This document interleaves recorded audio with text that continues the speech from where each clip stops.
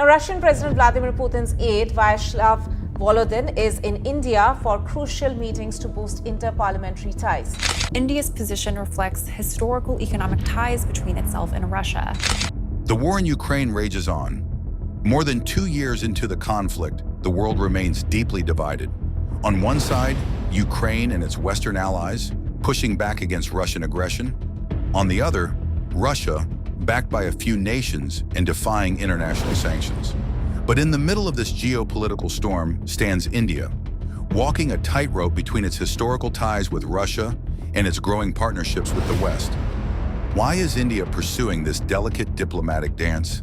And how does it impact its global standing, economy, and future relations? To understand India's current stance, we must first examine its long-standing relationship with Russia. For decades, Russia has been India's most trusted defense partner. During the Cold War, when Western nations were reluctant to supply arms to India, the Soviet Union stepped in. Today, 45% of India's defense imports still come from Russia. These include Sukhoi fighter jets and MiG aircraft, the INS Vikramaditya aircraft carrier, the S-400 missile defense systems, which remain critical to India's national security. Despite U.S. sanctions threats, India went ahead with its $5.4 billion S-400 deal, prioritizing its defense capabilities over diplomatic pressures. Beyond defense, Russia is also a key partner in space collaboration.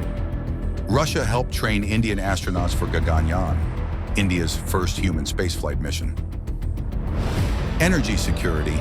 India has invested in Russian oil and gas projects, including stakes in Sakhalin-1 and Van Kornev fields. Nuclear energy. Russia supports India's civilian nuclear program, building reactors at Kudankulam. When the Ukraine war began, India faced immense pressure from the West to condemn Russia's actions. However, India maintained a neutral stance. At the United Nations, India abstained from multiple votes criticizing Russia. Instead, it called for dialogue and diplomacy rather than punitive measures, immediate cessation of hostilities, humanitarian aid to Ukraine. Prime Minister Narendra Modi made headlines when he told Vladimir Putin, "Today's era is not an era of war." By abstaining from votes, India aimed to preserve its strategic autonomy, avoid damaging ties with either Russia or the West, safeguard its economic interests, particularly its access to discounted Russian oil. India's neutral stance delivered economic advantages.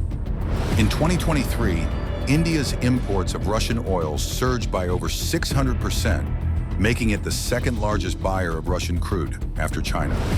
Why? Because Russia offered steep discounts, selling oil at $20 to $30 per barrel, lower than global prices. This allowed India to lower domestic fuel prices, keeping inflation in check, increase refining profits by re-exporting refined oil products to Europe, boost its energy security amid global price volatility. But this strategy carries risks. Western backlash. The US and EU have threatened secondary sanctions on Russian oil buyers.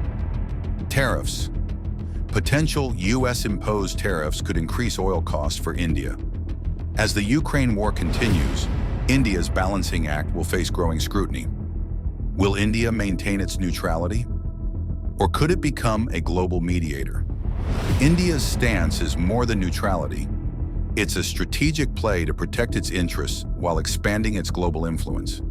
If you found this analysis insightful, make sure to hit the like button and subscribe for more deep dives into global affairs. Don't forget to turn on the notification bell so you never miss an update.